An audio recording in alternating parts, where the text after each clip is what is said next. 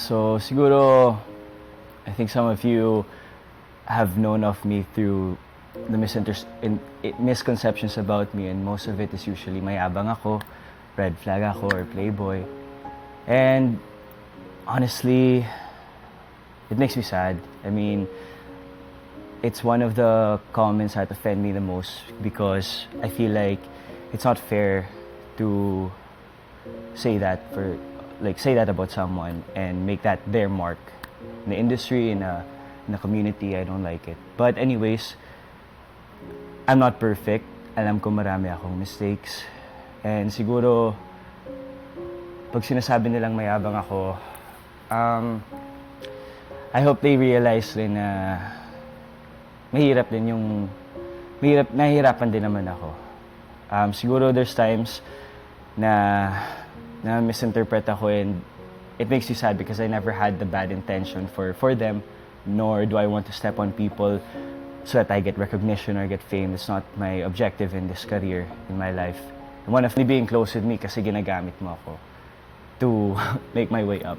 And I found that offensive kasi for me parang you think so shallow of me na parang grabe yung pagtingin mo sa akin. But ganun talaga eh. I really learned, actually, especially entering PBB, that you can't please everybody.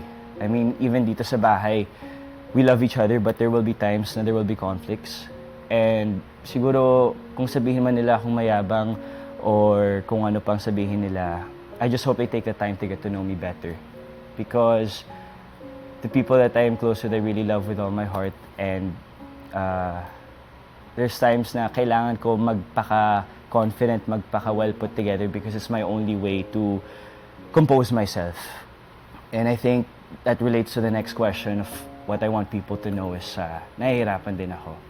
I mean, when I moved to the Philippines, it was a big sacrifice for me because I'm not really with my parents anymore. I mean, it was choosing independent life, but I did this for my dream. And my dream is to pursue this career and to help my family then. And yeah, I just hope the people know online and with you guys that I'm also really trying. I make mistakes along the way, but it's tough, and I don't know. I just wanted to let it out then, and I'm slowly letting it out because before, yeah, yun lang. Mahirap, pero just like all of us, I'm also trying. Yeah, thank you guys.